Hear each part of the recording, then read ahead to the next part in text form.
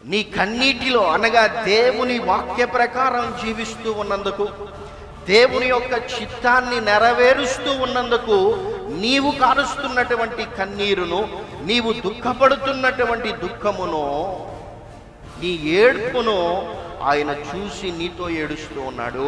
At the same time నీ ఆత్మీయ జీవితంలో ఆ దుఃఖములో, ఆ కన్నీరులో నీవు యేసు ప్రభువుని విడిచి వెళ్ళిపోయినప్పుడు నీకు జరగబోయేటువంటి నష్టాన్ని, నీకు కలుగబోయేటువంటి ఆ యొక్క నాశనమును చూచి కూడా ఆయన ఏడుస్తూ ఉన్నాడు.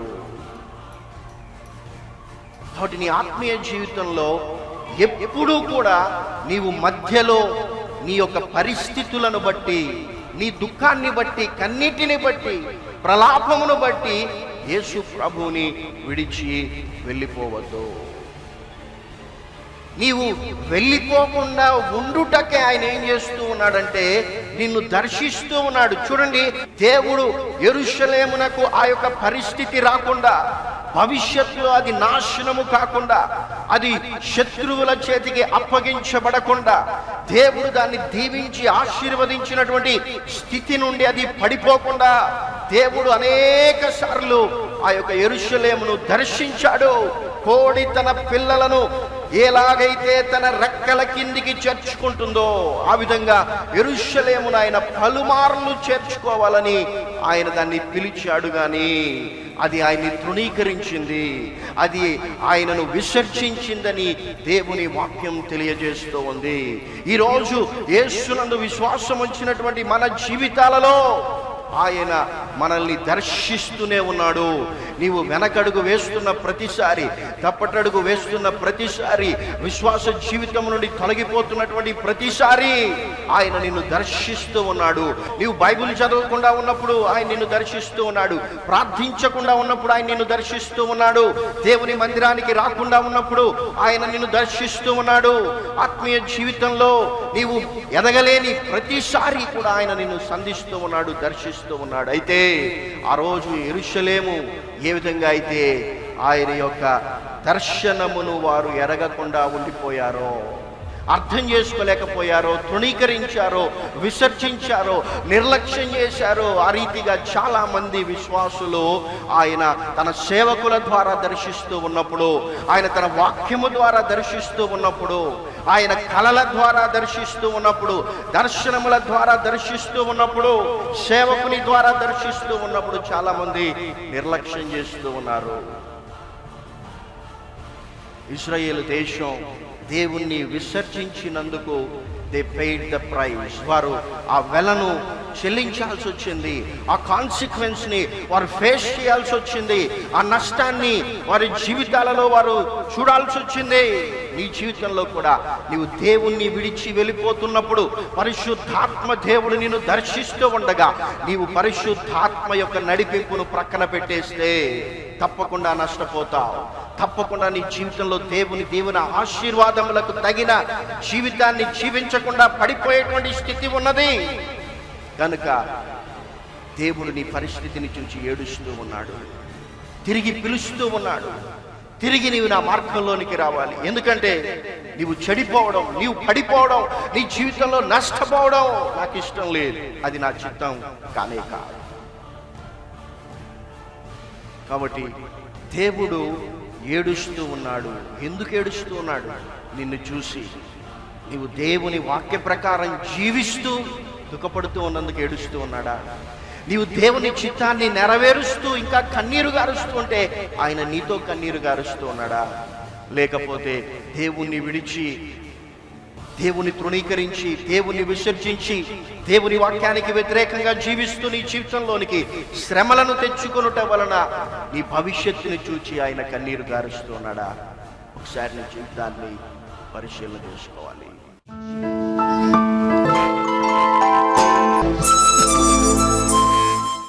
ఈ యొక్క దినమందు మన యొక్క ధ్యానాంశం ఏమిటంటే, యేసు ప్రభువుల వారు ఏడ్చినటువంటి 3 సందర్భముల నుండి మనము నేర్చుకునేటువంటి ఆత్మీయ పాఠములు. బైబిల్ గ్రంథంలో మనం చూసినట్లయితే అనేక మంది అనేక కారణములను బట్టి ఏడ్చారు. ఏశావు తన సహోదరుడు తన్ను మోసం చేసి తనకు రావలసినటువంటి ఆశీర్వాదములను తనకంటే ముందుగా తన తండ్రి నుండి పొందుకొనినప్పుడు తన తండ్రి దగ్గరికి వచ్చి ఆశీర్వాదముల కొరకు ఏడ్చాడు. యోసేపు తన సహోదరులు, అంటే ఏ సహోదరులైతే ఆయనను అమ్మివేశారో, ఆయనను బాధ పెట్టారో, ఆ సహోదరులు ఆహారము కొరకు ఐగుప్తు దేశానికి వచ్చినప్పుడు వారిని ఆయన చూచి ఏడ్చాడు. హన్నా పిల్లల కొరకు ఏడ్చింది. దావీదు తన పిల్లలు చనిపోయినప్పుడు ఏడ్చాడు. ఇర్మియా విలాప వాక్యములంతా మనం చూచినట్లయితే ఇశ్రాయేలీయులు చేసినటువంటి పాపములను బట్టి, వారికి రాబోవు తీర్పును బట్టి ఆయన ఏడ్చినట్లుగా మనకు కనిపిస్తుంది. నెహెమ్యా యెరూషలేము యొక్క గోడలు, ప్రాకారములు కూలిపోయాయని వినినప్పుడు ఆయన ఏడ్చి ప్రార్థన చేశాడు. హిజ్కియా గర్వించినప్పుడు దేవుని వాక్కు ఇక నీవు మరణిస్తావని చెప్పినప్పుడు హిజ్కియా ఏడ్చినట్లుగా దేవుని వాక్యంలో మనం చూస్తాం. క్రొత్త నిబంధనలోనికి వచ్చినట్లయితే పేతురు యేసు ప్రభువుని ఎరగనని చెప్పినప్పుడు, ఆ ఉదయము కోడి కూసినప్పుడు యేసు ప్రభు తనతో చెప్పినటువంటి మాటలను జ్ఞాపకం చేసుకుంటూ ఆయన సంతాపపడి ఏడ్చాడు. మరియా మార్తాలు తమ సహోదరుడైనటువంటి లాజరు చనిపోయినప్పుడు ఏడ్చారు. చివరిగా ప్రకటన గ్రంథం 4వ అధ్యాయంలో యోహాను సింహాసనమునందు ఆసీనుడై ఉన్న వాని కుడి చేతిలో 7 ముద్రలు గట్టిగా వేయబడినటువంటి ఒక గ్రంథాన్ని చూచినప్పుడు, ఆ గ్రంథమును పరలోకమందున్న వారే కానీ భూమి మీద ఉన్నవారే కానీ ఎవరికి కూడా విప్పుటకు శక్తి లేకపోవుట చూచి ఏడ్చాడు. బైబిల్ గ్రంథంలో ఇంకా అనేక మంది అనేక కారణములను బట్టి ఏడ్చారు. అయితే యేసు ప్రభువు ఆయన ఈ భూమి మీద మానవునిగా సంచరించినటువంటి దినాలలో 3 సందర్భాలలో ఏడ్చినట్లుగా బైబిల్ గ్రంథంలో రాయబడి ఉన్నది. ఆ యొక్క 3 సందర్భములలో యేసు ప్రభువుల వారు ఎందుకు ఏడ్చారు, మనము ఏమి ఆత్మీయ పాఠములు నేర్చుకోగలమన్నటువంటిదే మన యొక్క ధ్యానము. మొదటిగా మనం చూసినట్లయితే యోహాను సువార్త 11వ అధ్యాయం 33, 34, 35 వచనములను చదువుకుందాం. ఆమె ఏడ్చుటయు ఆమెతో కూడా వచ్చిన యూదులు ఏడ్చుటయు యేసు చూచి కలవరపడి ఆత్మలో మూలుగుచు అతనిని ఎక్కడ ఉంచితిరని అడగగా వారు, ప్రభువా వచ్చి చూడమని ఆయనతో చెప్పిరి. యేసు కన్నీళ్లు విడిచెను. చూడండి, ఇక్కడ యేసు ప్రభువుల వారు కన్నీరు విడిచారు అని దేవుని వాక్యం తెలియజేస్తుంది. పరిశుద్ధ గ్రంథమైన బైబిల్లో ఇది చాలా చిన్ని వచనముగా కూడా మనము గమనించగలుగుతాం. యేసు కన్నీరు విడిచెను. ఎందుకు యేసు ప్రభువులు వారు కన్నీరు విడిచారు అంటే లాజరు చనిపోయాడనా? నేను అనుకుంటాను లాజరు చనిపోయాడని యేసు ప్రభు కన్నీరు విడవడం లేదు. ఆ పై వచనంలో మనం చూచినట్లయితే 32వ వచనాన్ని మనం చదువుదాం. అంతట మరియా యేసు ఉన్న చోటికి వచ్చి ఆయనను చూచి ఆయన పాదముల మీద పడి, ప్రభువా నీవిక్కడ ఉండిన ఎడల నా సహోదరుడు చావకుండునెను. చూడండి, అక్కడ ఏం జరిగిందంటే లాజరు రోగిగా ఉన్నప్పుడే, ఆయనకు అనారోగ్యముగా ఉన్నప్పుడే ఈ యొక్క మరియా మార్తాలు యేసు ప్రభుకి వర్తమానం పంపించారు. నీవు ప్రేమించినటువంటి లాజరు రోగము చేత బాధపడుతున్నాడు కనుక నీ వచ్చి ఆయనను ముడితే ఆయన బాగుపడతాడన్నటువంటి సమాచారము యేసు ప్రభువుకి ముందుగానే పంపబడి ఉన్నది. అయితే యేసు ప్రభువులు వారు తండ్రి చిత్తమును నెరవేర్చుటకై ఆయన 4 దినములు ఆలస్యంగా వచ్చారు. అందుకే దాని తర్వాత వచనాలలో మనం చూసినట్లయితే యేసు ప్రభు మనం వెళ్దాం రండి, ఆయన ఎక్కడ ఉంచారంటే అక్కడ మరియా మార్తాలు చెప్తూ ఉన్నారు, ప్రభా ఇప్పుడు ఎందుకు అక్కడికి, ఆల్రెడీ ఆయన్ను సమాధిలో పెట్టి 4 రోజులు అయిపోతుంది కనుక ఇప్పుడు వాసన వచ్చేస్తుందని చెప్పారు. ఆయనకు తెలుసు చనిపోయినటువంటి లాజరు లేపబడతాడని. హల్లెలూయా. అయితే ఆయన ఎందుకు ఏడుస్తూ ఉన్నాడంటే చనిపోయినటువంటి లాజరును బట్టి కాదు. ఆయన ఎందుకు ఏడుస్తూ ఉన్నాడంటే దేవుని చిత్తమును నెరవేర్చుటకు, దేవుని వాక్యమును నెరవేర్చుటకు ఈ యొక్క మరియా మార్తాలు ఏడవాల్సినటువంటి పరిస్థితి వచ్చింది. యేసు ప్రభు ముందే వచ్చి అనారోగ్యంగా ఉన్నటువంటి లాజరును స్వస్థపరిస్తే ఇక వారికి ఏడుపు లేదు. అయితే అక్కడ దేవుని చిత్తం ఏంటంటే దేవుని నామము మహిమపరచబడాలి, చనిపోయినటువంటి లాజరును యేసు ప్రభువు బ్రతికించాలన్నటువంటిది దేవుని చిత్తమో, అది కూడా ఆయన చనిపోయి 4 దినములు ఆ యొక్క సమాధిలో పెట్టబడినటువంటి తర్వాత ఆయన్ను బ్రతికించడమో దేవుని చిత్తమై ఉన్నది. కాబట్టి ఇక్కడ మొదటి ఆత్మీయ పాయింట్ ఏంటంటే నీ జీవితంలో నీవు దేవుని చిత్తాన్ని చేయడానికి పడుతున్నటువంటి దుఃఖాన్ని, కారుస్తున్నటువంటి కన్నీరును, ఏడుస్తున్నటువంటి ఏడ్పును దేవుడు కూడా చూచి ఏడుస్తున్నాడు. హల్లెలూయా. లాజరు చనిపోయినందుకు యేసు ప్రభు ఏడవడం లేదు. గమనించండి, యాయీరు అన్నటువంటి సమాజ మందిరపు అధికారి చావడానికి సిద్ధముగా ఉన్నటువంటి తన యొక్క కుమార్తెను బ్రతికించున్నట్లుగా వచ్చి యేసు ప్రభు యొక్క పాదముల మీద పడినప్పుడు, యేసు ప్రభు ఆయన ఇంటికి వెళ్ళినప్పుడు అక్కడ ఉన్నటువంటి వారు ఏడుస్తూ ఉంటే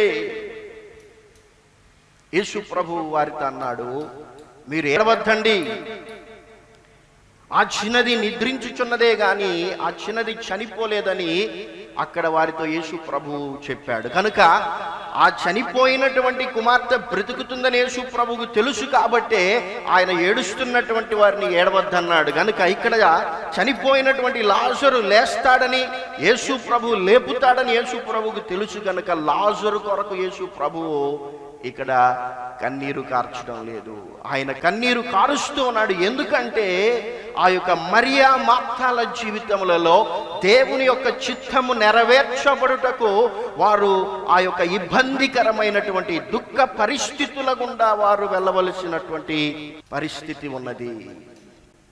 కాబట్టి నీ జీవితంలో నీవు గుర్తించు, దేవుని కొరకు నీవు దుఃఖపడుతూ ఉంటే, దేవుని కొరకు నీవు కన్నీరు కారుస్తూ ఉంటే, దేవుని వాక్య ప్రకారం జీవిస్తూ ఉన్నందుకు నీ జీవితంలోనికి శ్రమలు, ఇబ్బందులు, ఇరుకులు, సమస్యలు వస్తూ ఉంటే దేవుడు కూడా నిన్ను చూసి కన్నీరు కారుస్తున్నాడు. హల్లెలూయా. కాబట్టి మన జీవితంలో ఎంత గొప్ప ఆదరణ కదా.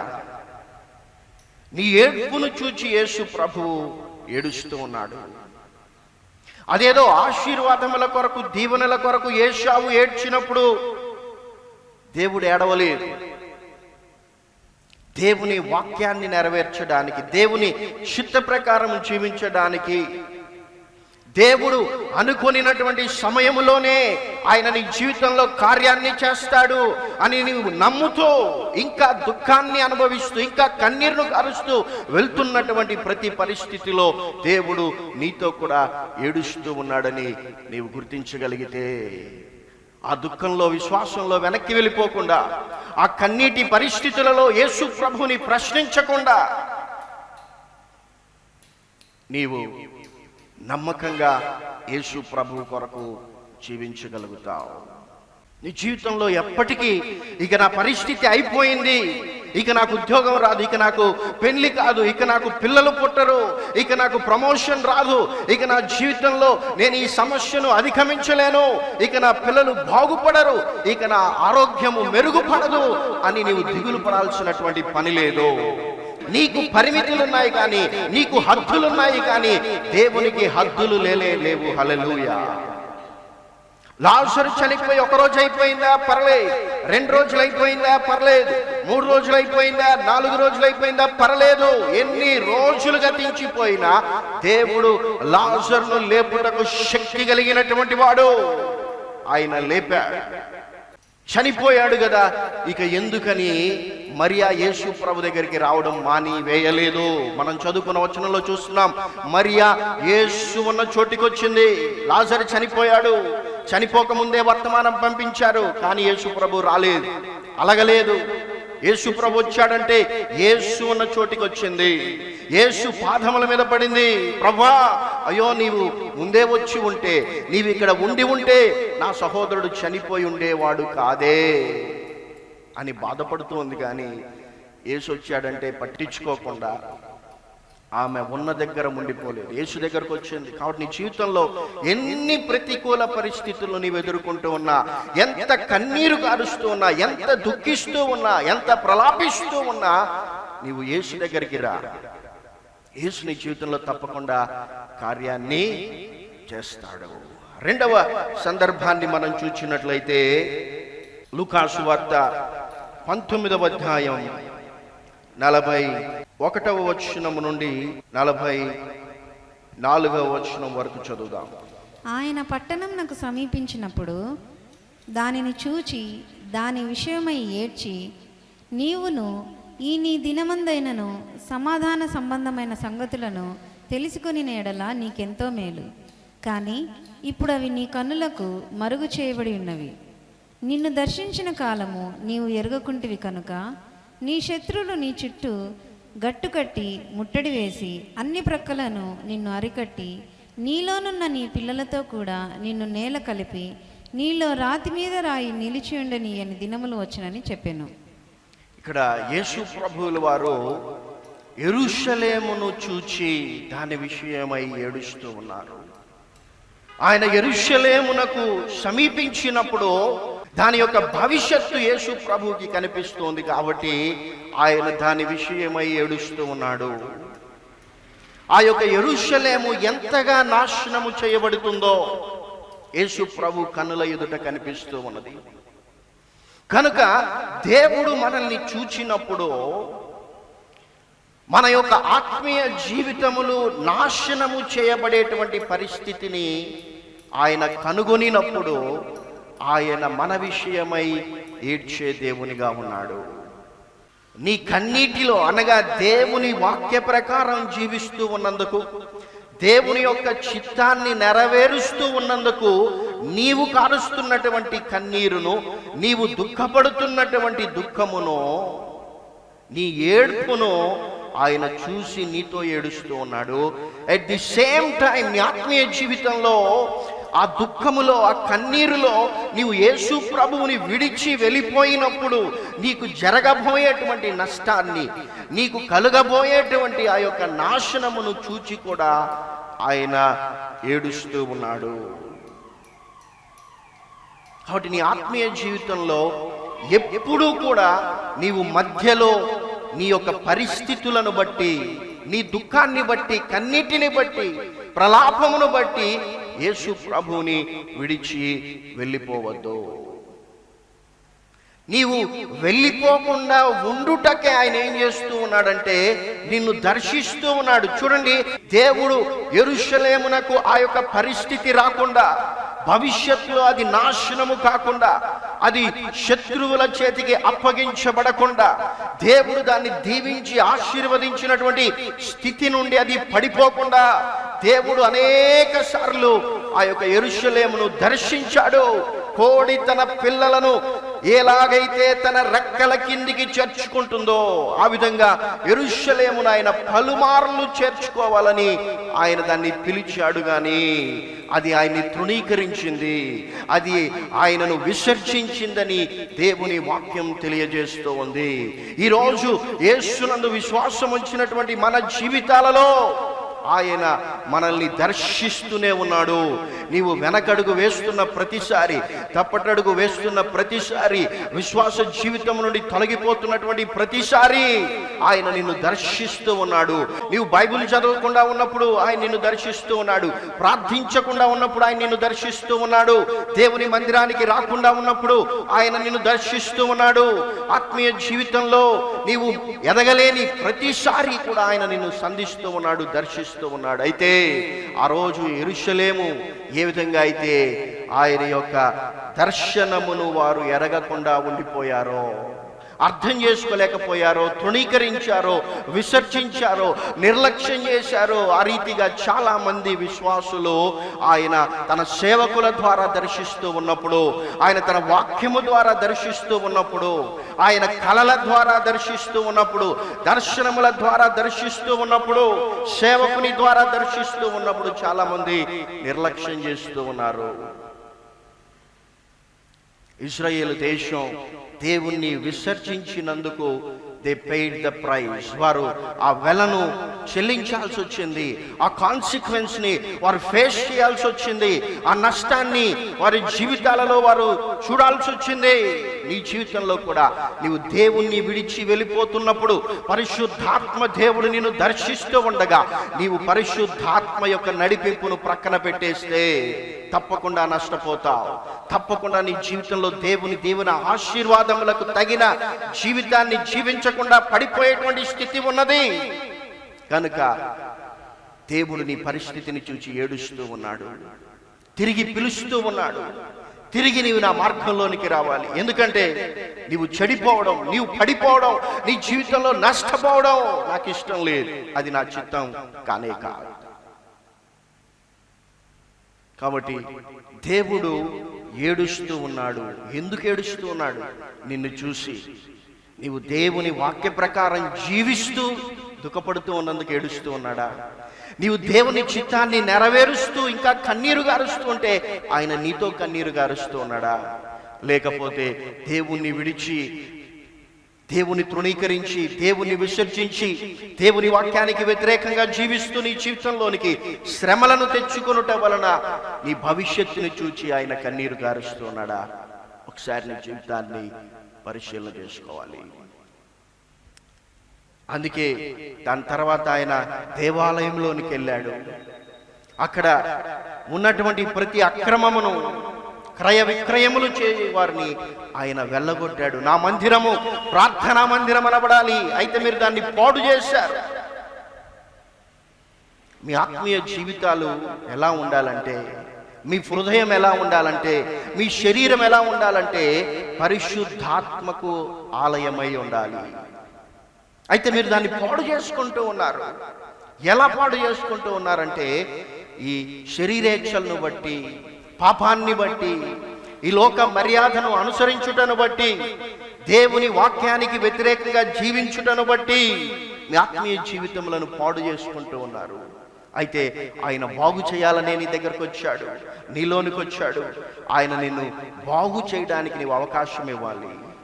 నీవు దాన్ని స్వీకరించాలి. దేవుడు నిన్ను గద్దిస్తూ ఉండగా నీవు దాన్ని స్వీకరించగలిగితే ఆయన నీ జీవితాన్ని సరిచేస్తాడు, నీ బ్రతుకును ఆయన సరిదిద్దుతాడు. హల్లెలూయా.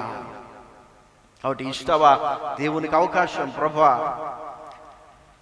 నా జీవితంలో నేను నష్టపోకూడదు, నేను పడిపోకూడదు, నేను కృషించిపోకూడదు, నేను నాశనం కాకూడదు. ప్రభువా, నా నాశనం నీకు కన్నీరు తెప్పించకూడదు. అల్టిమేట్గా నీకు కన్నీరు తెప్పిస్తుంది నీ నాశనం. కాబట్టి దేవుడు దర్శించు కాలములోనే, ఆయన సంధించి దర్శిస్తూ ఉండగానే, పరిశుద్ధాత్మ మిమ్మల్ని ప్రేరేపిస్తూ ఉండగానే, దేవుని వాక్యము మీతో మాట్లాడుతూ ఉండగానే, దేవుని సేవకుడు మిమ్మల్ని హెచ్చరిస్తూ ఉండగానే మీ జీవితములను సరిచేసుకోనండి, మీ బ్రతుకులను సరిదిద్దుకొనండి. మూడవ సందర్భాన్ని మనం చూచినట్లయితే లూకా సువార్త 22వ అధ్యాయం 44వ వచనాన్ని చదువుదాం. లూకా సువార్త 22వ అధ్యాయం 44వ వచనం. ఆయన వేదన పడి మరింత ఆతురముగా ప్రార్థన చేయగా ఆయన చెమట నేలపడుచున్న గొప్ప రక్త బిందువుల వలె ఆయన వేదన పడి ప్రార్థన చేశాడు. ఇదే సందర్భాన్ని గురించి మత్తయి రాస్తూ 26వ అధ్యాయం 38వ వచనంలో అక్కడ దేవుని వాక్యం తెలియజేస్తూ ఉంది. చూడండి, అప్పుడు యేసు మరణమగునంతగా నా ప్రాణము బహు దుఃఖములో మునిగి ఉన్నది. మరణమగునంతగా దుఃఖములో నేను మునిగి ఉన్నానని యేసు ప్రభువులు వారు అంటూ ఉన్నారు. అప్పుడు ఆయన వెళ్ళి ఏం చేశాడంటే ప్రార్థన చేశాడు. కన్నీటితో యేసు ప్రభువులు వారు ప్రార్థన చేశారు. దుఃఖముతో ఆయన ప్రార్థన చేశాడు. దీన్ని మనము మరింతగా అర్థం చేసుకున్నట్టకంటే యేసు ప్రభు యొక్క జీవితంలో కన్నీటి ప్రార్థన అన్నటువంటిది ఎంత ప్రాముఖ్యమైనటువంటిదో అపోస్తులైన పౌలు హెబ్రీ సంఘానికి రాస్తూ ఆయన తెలియజేస్తున్నాడు. చూడండి, 5వ అధ్యాయం 7వ వచనాన్ని చదువుదాము. శరీరధారి అయి ఉన్న దినములలో మహారోధనముతోనూ కన్నీటితోనూ తన్ను మరణము నుండి రక్షింపగలవానికి ప్రార్థనలను యాచనలను సమర్పించి భయభక్తులు కలిగి ఉన్నందున ఆయన అంగీకరింపబడెను. అసలు యేసు ప్రభువులు వారు ఎందుకు అంగీకరించబడ్డారు అన్నటువంటి విషయాన్ని గురించి అపోస్తలుడైన పౌలు తెలియజేస్తూ ఆయన ఏమంటూ ఉన్నాడంటే, ఆయన రోదనతో కన్నీటితో వేదనతో ప్రార్థన చేశాడు. నీ ఆత్మీయ జీవితంలో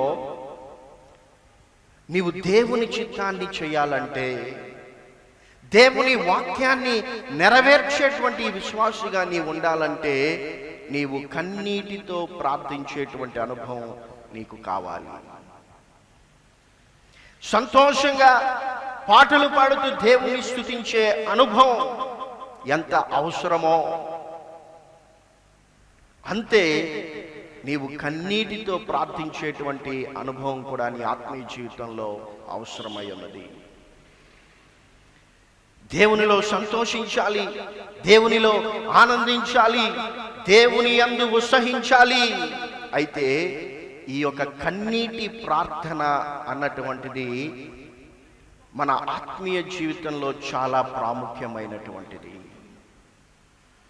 యేసు ప్రభువుల వారే సాక్షాత్తు ఆయన దేవుని కుమారుడై ఉన్నప్పటికీ ఆయన రోదనతో ప్రార్థన చేశాడట, కన్నీటితో ప్రార్థన చేశాడు, దుఃఖముతో ఆయన ప్రార్థన చేశాడు, విజ్ఞాపన చేశాడు, యాచనలను చేశాడు. కాబట్టి మన యొక్క ఆత్మీయ జీవితంలో అసలు ఎప్పుడైనా మనము కన్నీటి ప్రార్థన చేశామా?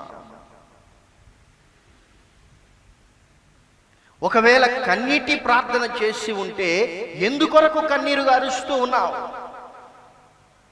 అందరూ కన్నీరు గారుస్తారు. హన్నా పిల్లల కొరకు కన్నీరు గార్చింది, ఏశావు ఆశీర్వాదముల కొరకు కన్నీరు గార్చాడు, దావీదు తన కుమారులు చనిపోయినప్పుడు కన్నీరు గార్చాడు, మరియా మార్తాలు తన సహోదరుడు చనిపోయినప్పుడు కన్నీరు గార్చారు.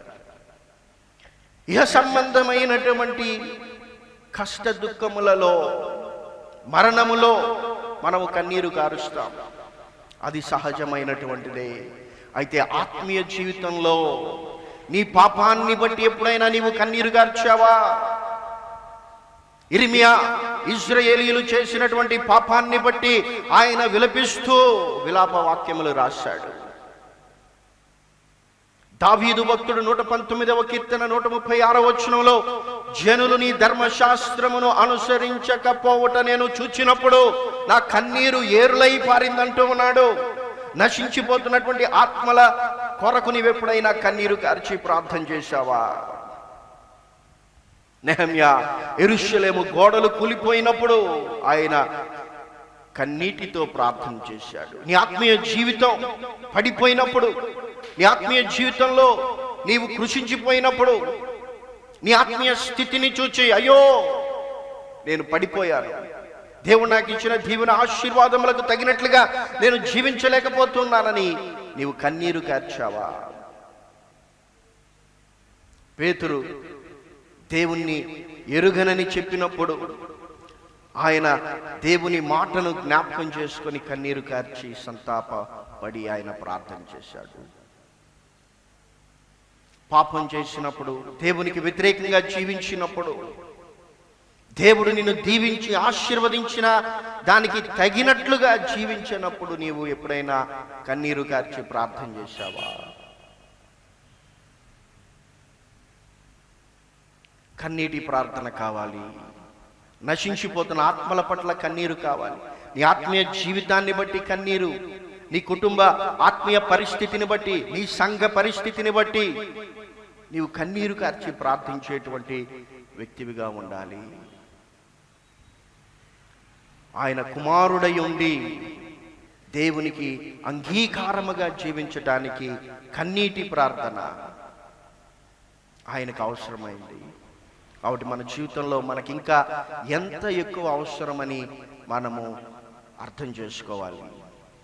కాబట్టి మనము కన్నీరు రావాలి అంటే అంత సులభంగా ఏమీ రాదు. అందుకే సినిమాలో యాక్ట్ చేసే వాళ్ళు కూడా ఏడుపు అన్నటువంటిది సహజంగా రాదు. కాబట్టి వారు ఏం చేస్తారంటే గ్లిజరినో ఏదో వాడుతారంట. కాబట్టి ఏదో నేను ఏడవాలి అని ఏడ్చి చేసేటువంటి ప్రార్థన కాదు.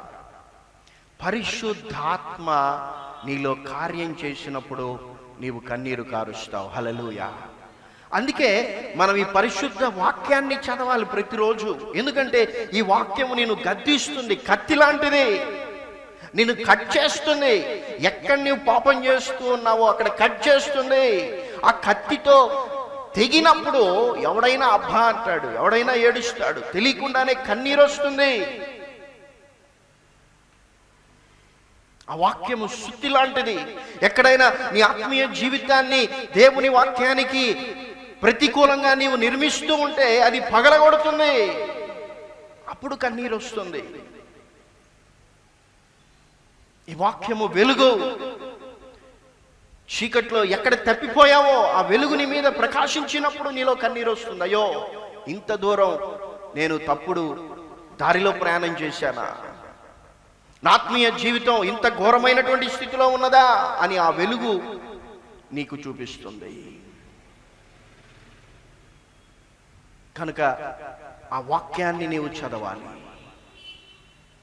ఆ పరిశుద్ధాత్మ నడిపింపు నీవు కలిగి ఉండాలి. పరిశుద్ధాత్మ దేవుడు ఎప్పుడూ కూడా నీవు చేసినటువంటి పాపమును గురించి నిన్ను ఒప్పింపజేస్తూ ఉంటాడు. నువ్వు ఎంత తప్పు చేశావో నీకు అర్థమయ్యే విధంగా ఆయన చెప్తాడు. నీకు ఆ వాక్యము ద్వారా నీకు తెలియజేస్తాడు. అసలు నువ్వేమనుకుంటున్నావు, నేను తప్పే చేయడం లేదు, మంచిగానే ఉన్నాను, ప్రార్థన చేస్తున్నా, బైబిల్ చదువుతున్నా, మందిరానికి వస్తున్నా, పాస్టర్కి ప్రైజ్ లార్డ్ చెప్తున్నా, కానుకలు ఇస్తూ ఉన్నా, ఇవన్నీ చేస్తూ ఉన్నావు కాబట్టి నీవేమనుకుంటున్నావు అంటే ఐఎమ్ పర్ఫెక్ట్లీ ఆల్ రైట్ అనుకుంటూ ఉన్నావు. బైబిల్ చదవకుండా పరిశుద్ధాత్మ చేత నడిపించబడకుండా ఉండేటువంటి ప్రతి క్రైస్తవుడు అలానే ఉంటాడు. అందుకే ప్రకటన గ్రంథంలో దేవుడు ఆ లవదికీయ సంఘముతో అంటూ ఉన్నాడు, నీవు గ్రుడ్డివాడవు, దరిద్రుడవు, దిగంబరుడవు. నీవు అనుకుంటావు నేను అన్ని సమకూర్చుకున్నా, నాకేమీ కుదవలేదు, అన్నీ బాగున్నాయి అనుకుంటున్నావు. అయితే నేను నిన్ను చూచినప్పుడు నాకు కనిపిస్తుంది ఏంటంటే నీవు గుడ్డివాడవు, దరిద్రుడవు, దిగంబరుడవు. అసలు ఎంత హీనంగా ఉన్నావో నీకు తెలియడం లేదు. ఎందుకంటే పరిశుద్ధాత్మ నడిపింపును తృణీకరించావు. దేవుని పరిశుద్ధ వాక్యంలో నీ జీవితాన్ని చూసుకోవడం నీవు మానివేశావు. కాబట్టి దేవుడు ఈ పరిశుద్ధ వాక్యాన్ని మనకిచ్చాడు. ఆయన పరిశుద్ధాత్మను మన కొరకు పంపించాడు. ప్రతిరోజు ఈ వాక్యపు వెలుగులో ఆ పరిశుద్ధాత్మ యొక్క నడిపింపును మనము కలిగి మన జీవితములను చూసుకోవాలి. అందుకే ఈ వాక్యం అర్థం లాంటిదని చెప్తూ ఉంటారు. ఎందుకంటే నీవు ఎక్కడ ఎలా ఉన్నావో చూపిస్తుంది, చూపించి నీవు ఇలా సరి చేసుకోవాలి అని కూడా తెలియజేస్తుంది. కాబట్టి ప్రతిరోజు మనము దేవుని వాక్యాన్ని చదివి పరిశుద్ధాత్మ చేత నడిపించబడుతూ కన్నీటితో ప్రార్థించే అనుభవాన్ని కలిగి ఉంటూ నీవు కన్నీరు కారుస్తూ ఉండగా ఆయన కూడా నీతో కన్నీరు కారుస్తున్నాడని ఆదరింపబడి ఆత్మీయ జీవితంలో ముందుకు వెళ్ళే కృపను దేవుడు మనందరికీ దయచేయునుగాక. ప్రార్థన చేసుకుందాం. పరలోకమందున మా తండ్రి, మీ పరిశుద్ధమైన నామమును బట్టి మిమ్మల్ని స్తుతిస్తూ ఉన్నాం. నాయనా, మీ పరిశుద్ధ వాక్యంలో ప్రభా మీరు కన్నీరు కార్చినటువంటి 3 సందర్భములను చూచాం.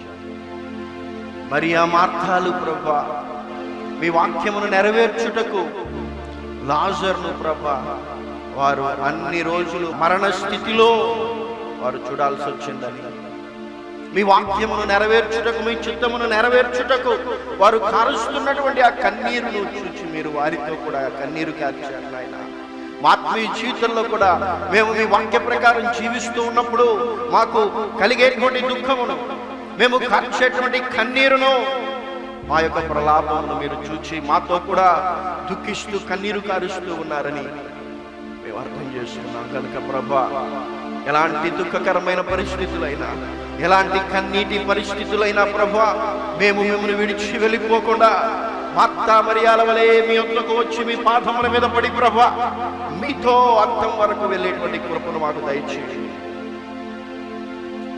యెరూషలేము కొరకు మీరు ఏడ్చారు ప్రభా.